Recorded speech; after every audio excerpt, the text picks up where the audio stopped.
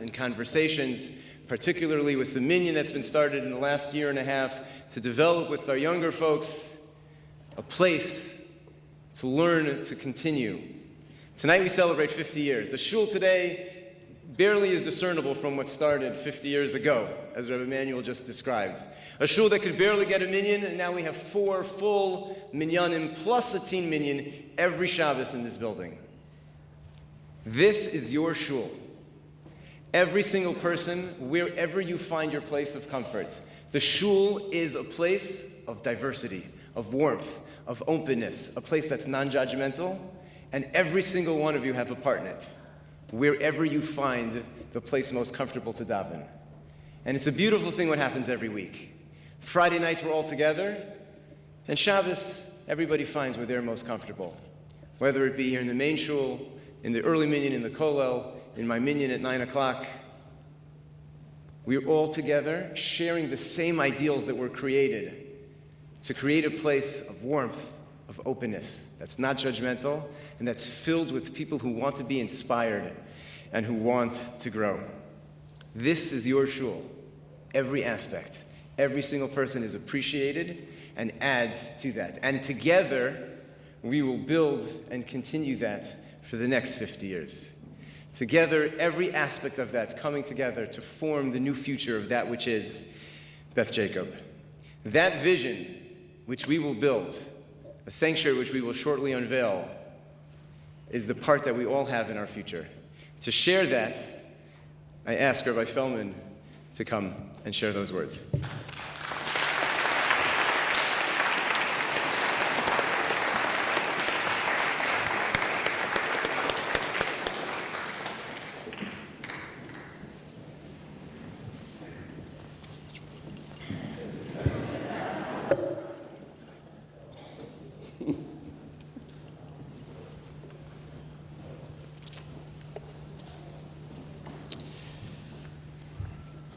When people ask me why Rabbi Freundlich is still here, I've got plenty of answers. He's indispensable, he's a growing rabbi, and he has served this congregation too well to allow him to leave.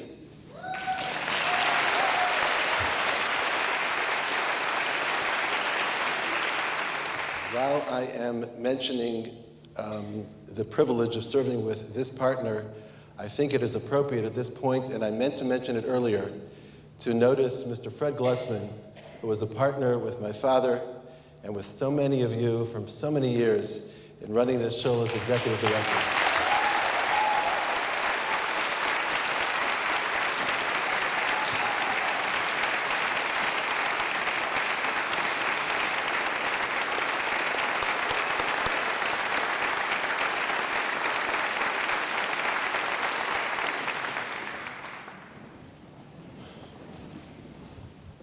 It was 1995, and I was sitting at a U-shaped table at the very front, facing a gathering of glowering people, angry people. What was happening? Well, Yitzhak Rabin had just been assassinated a couple of weeks before, and this synagogue, on that Saturday night, he was killed on a Saturday night in Israel. We got the news on the afternoon of that Shabbos. And that Saturday night, we held a special impromptu memorial service together with an NCSY Shabbaton that was being held here. We then called for a more formal service the next day. We did not know that the organized Jewish community of Atlanta had planned a different memorial service for the following Tuesday night. Someone was supposed to have called me, and they didn't. And we found out that unintentionally, that service had been put together in such a way that Orthodox people, mindful of Orthodox principles, could not participate in the prayer service.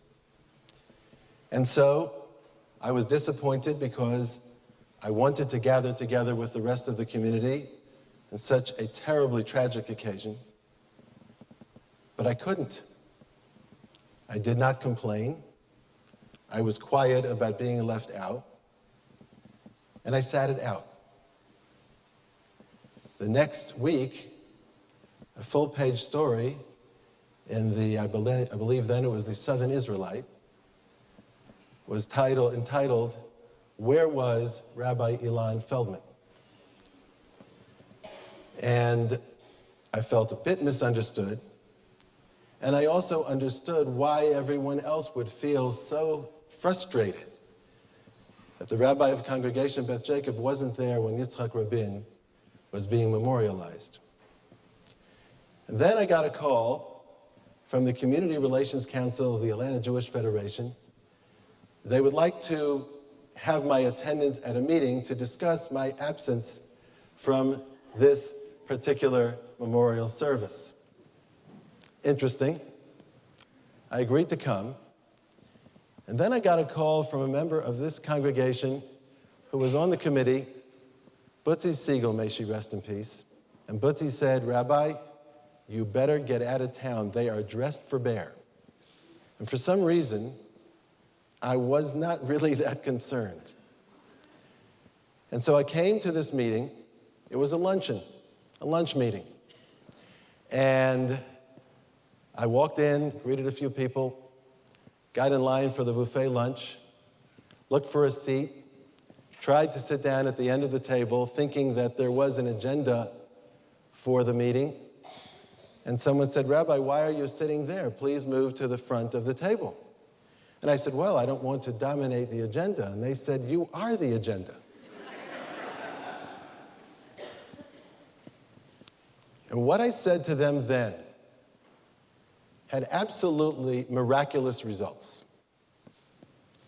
And I will tell you that what I said to them then was nothing other than a verbal statement of the way this shul always is.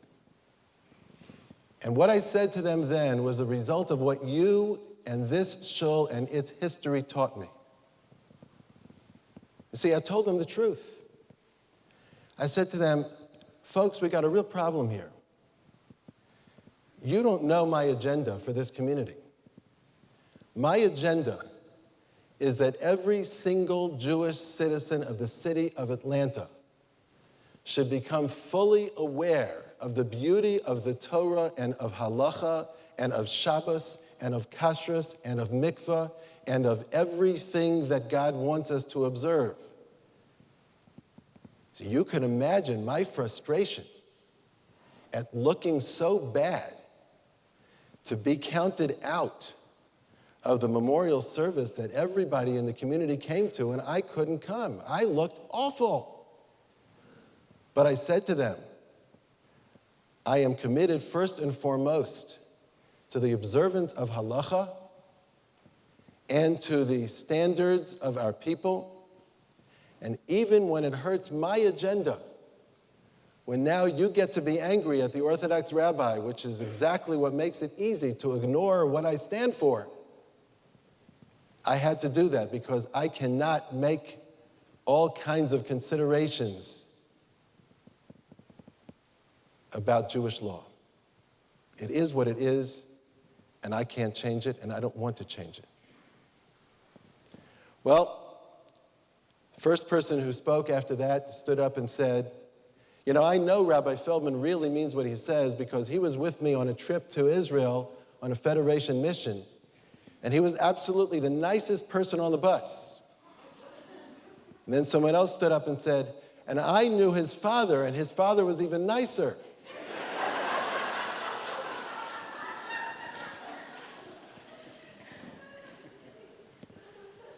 And then someone else said, "Why didn't anybody contact Rabbi Feldman so that they could work out a program so he could participate?" And the rest of the discussion became how the community could make sure to include the Orthodox community and their needs, which of course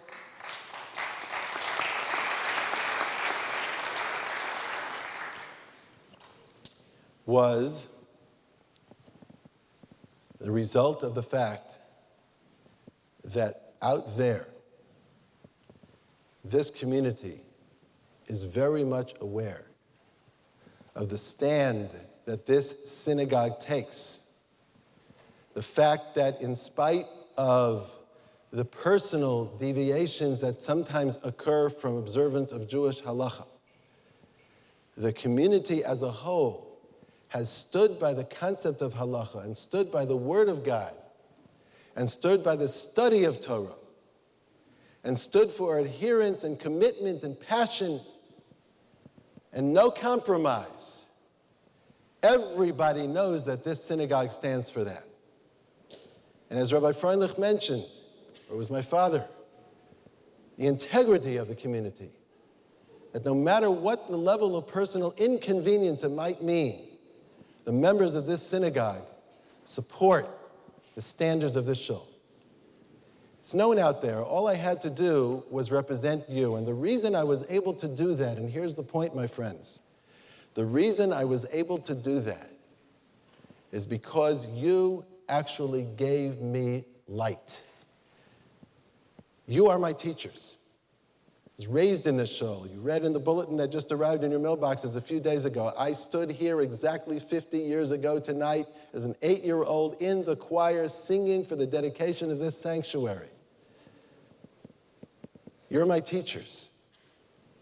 And let me tell you what you gave me. You gave me light. And it was light that was originated from God himself on the first day of creation when the Almighty said, "Let there be light." And out of that brilliant light that emanated from the Torah itself comes all of creation. 9 other statements, 10 in all. And then thousands of years later at Sinai, those same 10 statements take the form of a different form of brilliant light, revelation, where God says in that first statement, "I am the Lord your God." Brilliant light, almost too much for humans to take. And then God says, "You want to keep the light? Make for me a mishkan, make for me a tabernacle, a sanctuary, so that I can dwell amongst you." And so we build a sanctuary. First a mishkan, a portable tabernacle. We bring it with us into the land of Israel. And then a permanent tabernacle, a Beis HaMikdash, a holy sanctuary for the Almighty. And in that sanctuary is that brilliant light of creation, that brilliant light of revelation. That's what we have. And the Jewish people actually didn't have it. We took care of it. And when King Solomon dedicates the temple in Yerushalayim, you can look at the book of Kings, Malachim, Aleph, Kings 1, chapter 8. Read the words of King Solomon, it brings tears to your eyes. Because King Solomon says to the Almighty, no matter what the circumstance, people will come here and they will focus their prayers heavenward, and you from heaven will hear their prayers and respond. And even the Gentile, says King Solomon, when he hears that your name resides in this place, he will come here and he will bring his needs to you, and you will listen from the heavens. And Solomon then turns to the children of Israel and blesses them, and they each go home content, knowing that they have successfully brought the presence of God into this world, and that's in their custody. But then that light becomes a bit darkened because the children of Israel, our ancestors, forgot that it wasn't the building. It wasn't the physical structure. It was their behavior that kept God there, that kept him close, that gave them the light. And so God removes himself. The light is gone from the Beis HaMikdash. And when our enemies came, the children of Israel thought they were invulnerable because they have a Beis HaMikdash. Impossible that God's house will be destroyed. But by the time it was indeed conquered, it was only wood and stone because the light of the Almighty had been taken away. And terrible darkness descends upon the world. And the children of Israel are brought into exile. But they carry with them a flicker of that flame. And the Almighty says, anywhere that you gather in my name, another 10. Just like the 10 statements of creation, the 10 statements of the Aseres HaDibros, the 10 commandments, 10 people who call out of my name, you will have my presence there. And that becomes the shul, the sacred space that Jews create to retain the light wherever they go. And that light was brought everywhere, through thick and thin. And it even crosses the ocean, that big ocean that had no end. And it comes to America. And in America, there were those who thought that that light does not belong here, and it can't blaze here, and the air here doesn't fuel that kind of light. And they abandoned it. And people reached all places in the United States, and there were those who came down here to the land of the Cherokee. And here in the land of the Cherokee, some people said that old light, that doesn't work here. And Shabbos was observed by some on Sunday. Some kind of new light was going to be taken care of. But the amazing thing is, and we've heard different versions of it, but the amazing thing is that some Jews, somehow, not even knowing why, sometimes a bit embarrassed about it, decided that they would build an edifice that would hold that light, the original light, the light that was taken from the temple. And they would build an edifice. And people said, why are you building it? You can't fill it. Why are you building it? No one will come. It's a thing of the past. And they put a mechitza in the middle of the sanctuary, and they said that in the United States of America, in modern, enlightened times, we will pray as Jews have prayed for centuries, because the light shows us that this is the way to elevate ourselves. An unbelievable exclamation point in a beautiful edifice, a sanctuary like this. And because they did whatever there was for them to do, because they took responsibility, because they carried with them the light, but more than the light from the past, because they understood that the light that they had was going to be a light for future generations, for you and for me.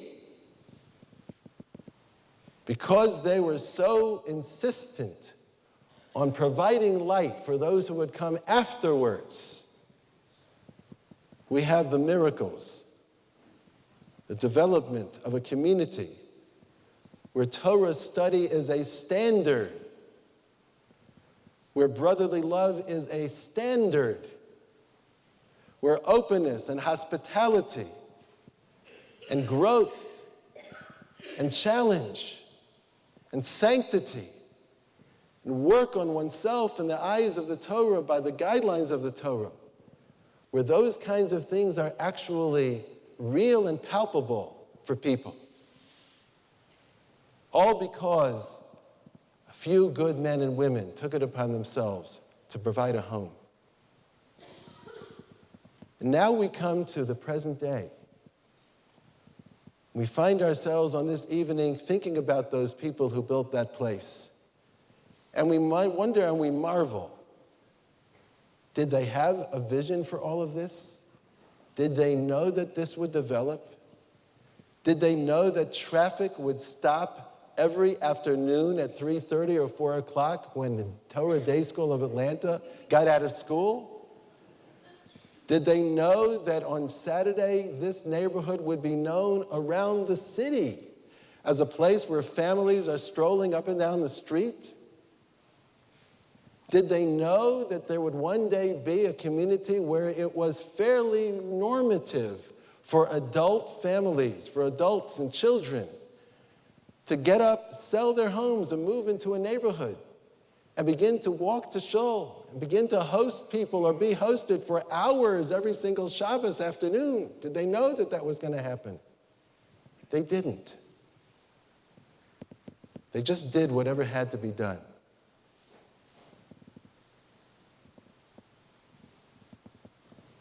Now, my friends, the challenges to the light that existed in 1962, those challenges are not our challenges. The questions that people asked then are not the questions that people ask now.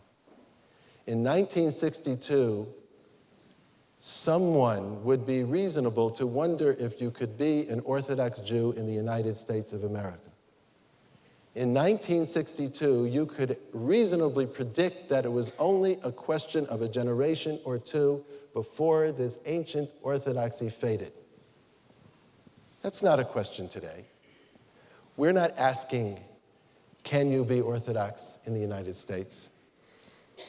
Not with thriving communities, not with hundreds and thousands of students enrolled in Jewish education, not with the notion of a kollel.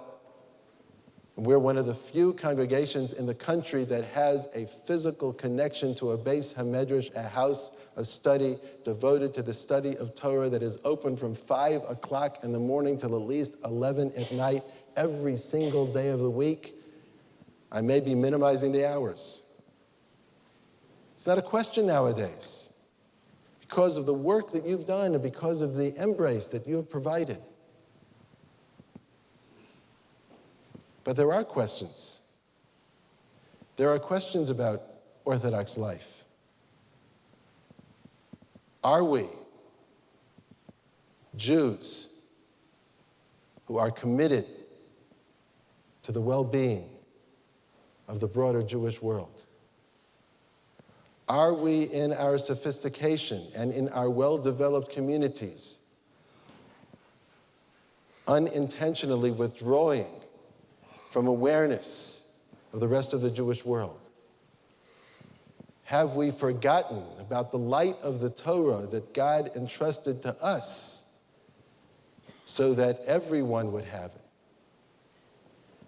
Have we become, in our spiritual quest and in our religiosity, religious consumers who are trying to make sure that we get what we need for ourselves and not thinking about the fact that the greatest spiritual riches come when we worry about the person sitting next to us?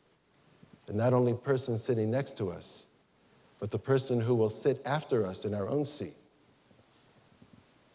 Those are the challenges of orthodoxy. So in that context, we have got to renovate. We have got to renew. We have got to really apply ourselves. We've got to duplicate the same kind of determination and verve and commitment that guided those who came here 50 years ago. But we've got to do it with a different intention. The challenges are different, the values are the same. We've got to take this Torah that we embrace and take this observance and turn it into a system that actually causes us personally to grow and to change in our relationships and our self-awareness and our connection to the Almighty. One of the things that we have initiated 3 years ago, I mentioned this on Rosh Hashanah from the pulpit, we said that we're going to change the mechitza. Not an easy thing, not easy for me to say, not easy for some of you to hear. First of all, it's change. Second of all, why isn't this good enough? And I maintained then and I maintain now, and I think many have come to understand that in this day and age, we don't want the mechitza to say, yes, we have a mechitza, but don't worry, it's not so bad. We want the mechitza to say, yes, we have a mechitza, and when we live with integrity and pride and consistent with the spirit of our system, then everything will be okay and our eternity is guaranteed. And after we began to look at the mechitza, we began to look at the rest of this holy room. And we realized that it has not received attention in 50 years. And although it was maintained to some degree, we noticed that there are many things about it that although they are precious to us, need to have some adjustment. And so we began to look at the broad picture so that we could actually undertake a physical renovation that would be the physical parallel of a spiritual renovation, so that we could say to ourselves and to the world out there, we are constantly reinventing ourselves and we are serving the new needs as we evolve. And so I'd like to show you what the tentative plans are. They haven't been approved by the board, haven't been approved by the membership, but I'd like to show you what those plans are and why and what we're doing. First of all, the big question, the mechitza. It is still being worked on because we are committed that women continue to have visual access to the davening, even as they are given greater obscurity and privacy and modesty, so that we are not gazing at each other. Secondly, moving away from the mechitza for a moment, we are going to be eliminating the slope that slopes down towards the center, which obviously has implications for the mechitza as things rise on the side. And we will be turning the direction of the pews towards the Aron Kodesh, towards Mizrach, towards east, so that we are naturally facing the direction that we're supposed to daven, although we will be retaining a graceful curve in the seats, so that the notion of community and the intimacy that has been the symbol of our community can continue to dominate and give expression to our davening and to our gathering together.